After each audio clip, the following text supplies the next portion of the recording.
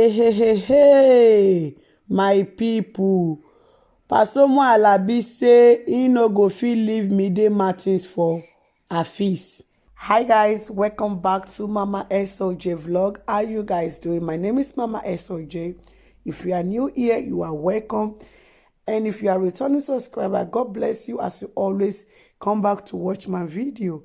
And if you have not subscribed, what are you waiting for? Subscribe so that you will not miss any of my updates about the celebrities. So guys, let's get into the video. Those of you when I don't know Pasuma Alabi na Yoruba musician wey be say dey sing Fuji, and Afeez na Mide Martins husband. So Mide Martins na still Yoruba actress and Afeez na still actor, Yoruba actor.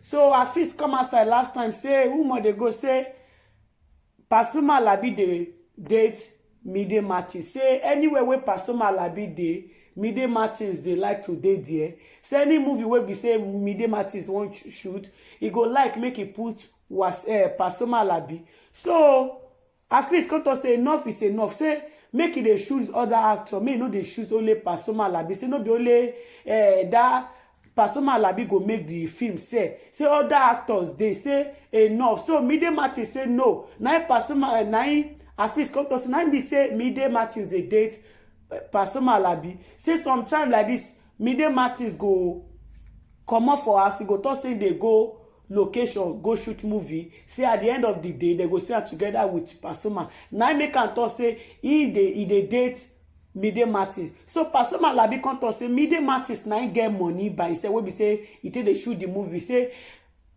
Afeez no get right to tell Mide Martins say make he no dey for the movie. Say e no possible like that. Say why Afeez go dey talk that kind? Say when Afeez and Mide Martins quarrel, shebi na he settle them. Say why Afeez go dey suspect and say they date Mide Martins. Say he get his own woman. Say a lot of woman dey industry wey be say they never even marry, wey be say they even want make him dey date them, wey be say he never even date them. Wetin wan use Mide Martins do? Say Mide Martins get children, he no get wetin wan use Mide Martins do. But wetin Afeez dey talk say make him no dey inside that movie. Say he go dey movie because if he dey inside that movie, the movie dey sell.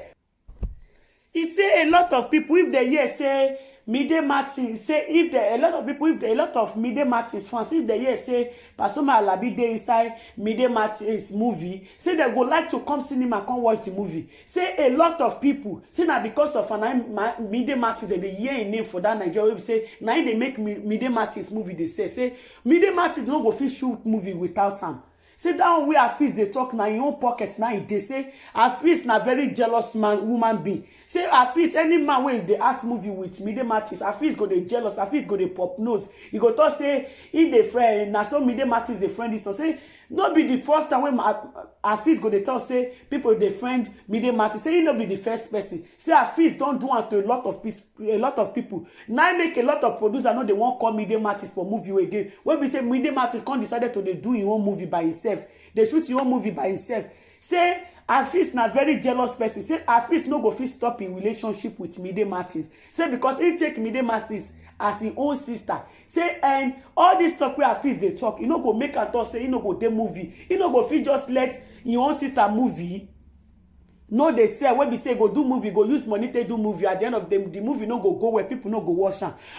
Where he do Mide Martins husband for inside that movie. Say make they go watch one movie where he do with her. Where we say the movie name na Abike. Many years, but say the movie bring Mide Martins name up. A lot of people watch the movie because of him. Say not be because of say it be Afeez wife. No, say people they watch the movie because of him. Now make Mide Martins no one shoot movie without him. Say Mide Martins shoots one movie without him. Say the movie no sell. Say Mide Martins na very close friend. Wey be say he no go fit see wetin go hurt Mide Martins. Wey be say he go let am hurt Mide Martins. Say that one wey Afeez dey talk. Say na him own na he dey talk. Say Mide Martins don fit pack load comot for Afeez house. Say na him beg Mide Martins make he go back. Say Afeez no get mouth to tell am say make he no dey movie Mide Martins movie. Say nothing go fit stop in relationship with Mide Martins. He like Mide Martins. He take am as his own friend, as his own sister, as he said that they speak the same Yoruba. Say nothing go fit stop them. So I mean wetin me can't get to talk for this issue be say e be like say this Afeez sef dey jealous because for inside movie you don't know Mide Martins say na movie na Mide Martins dey act, and you know say Pasuma Alabi say na im dey make Mide Martins movie dey sell. So make you kukuma leave them, make they add the movie. This one wey they talk say that they date. Now so you go content do, make you no go do like Tiwa Savage husband wey be say he thought say Tiwa Savage dey date Don Jazzy. At the end of the day, he can't lose Tiwa Savage. Now the same thing now you sef want to start to dey do. If you dey do like this now, before you know, your wife career, may you no go kill your wife career because of this character, or make your wife no go run leave you because she no go like to kill her own career because of you. Any man wey act with am, you go dey complain say why you go hold am for waist, why you go do, and you know enjoying this job. Say okay, na actress na your wife be, say na work na she dey do. You yourself dey be person husband for inside movie now. There be people husband for inside movie. Mide Martins no dey complain. Why be say you go just see one fine guy with Mide Martins wey be say yeah, Mide Martins go just dey hug themselves, you go start to dey jealous. You know what Victor say make Mide Martins stop to the heart. E no possible. Okay, my people, now that one now I get to talk for this matter.